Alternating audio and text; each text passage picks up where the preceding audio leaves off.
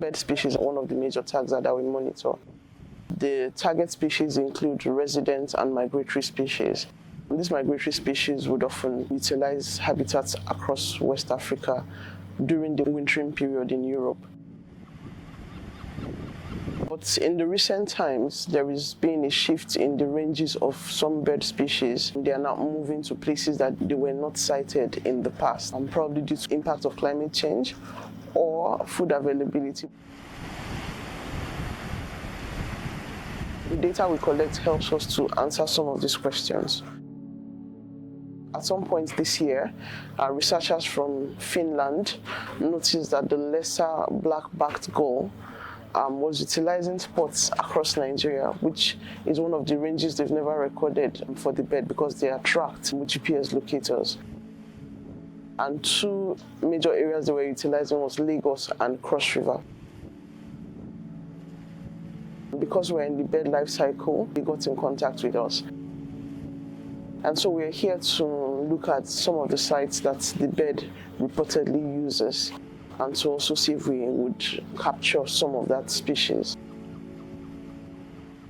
The camera is actually one of the field tools that you use to document evidences of observations. The bird species is a bit far away from you. It helps you to capture the image and then have a closer look at all the features, and then it helps you to identify that bird species. It also helps you to keep evidence that actually you have seen this bird species, and then you can share with others. So far, we have not sighted that species particularly, but we have information. We've been able to locate the sites that the tracker implies that they utilize.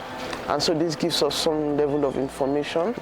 We've seen some other similar bird species because we're looking at gulls, and gulls and terns are seabirds, and we've seen some of the vegetation characteristics of this area and the landscape characteristics.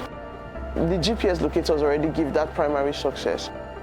Getting to this point to also see what is happening is also something else. So nothing is lost. The fact that we've not seen the bird directly is not a negative in itself, but it just shows us that things are happening and then we should take note of them.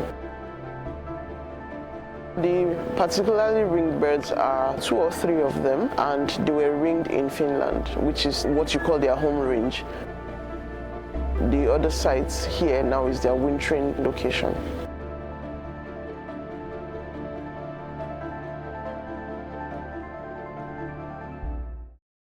A couple of years ago, I think about 2018, an osprey was killed in southwestern Nigeria, close to a forest reserve called Omo Forest.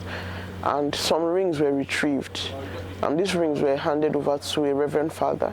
At that point, they had not heard anything about migration of species, but through the celebration of the World Migratory Bird Day, they got to know about this and they gave us those rings, and we're able to send out signals using those rings. And we found out that the bird had also been ringed in Finland. Unfortunately, it was killed in Nigeria because of superstitious beliefs, but that gave us an opportunity to escalate the conservation message and to make people more aware of what these rings signify whenever they see them.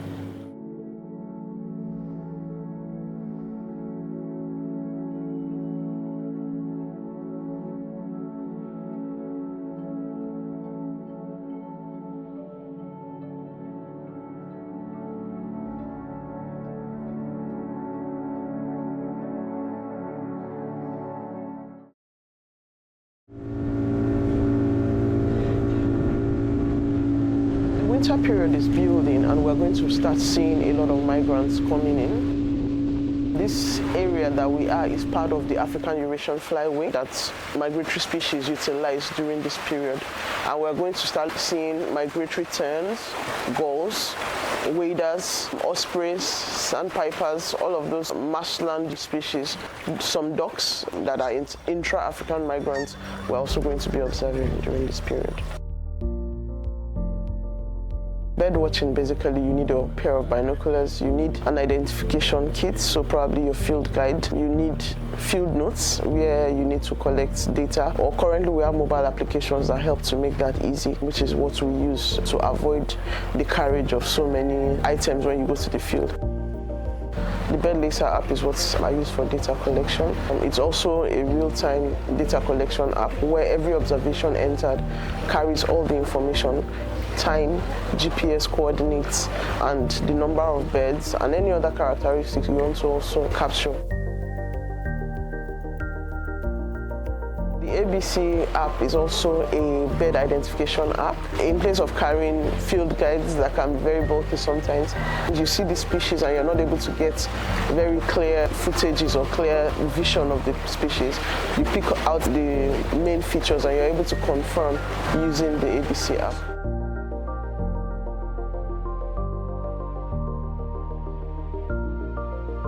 And of course, you need a boat, a means of transportation to get you to the various points.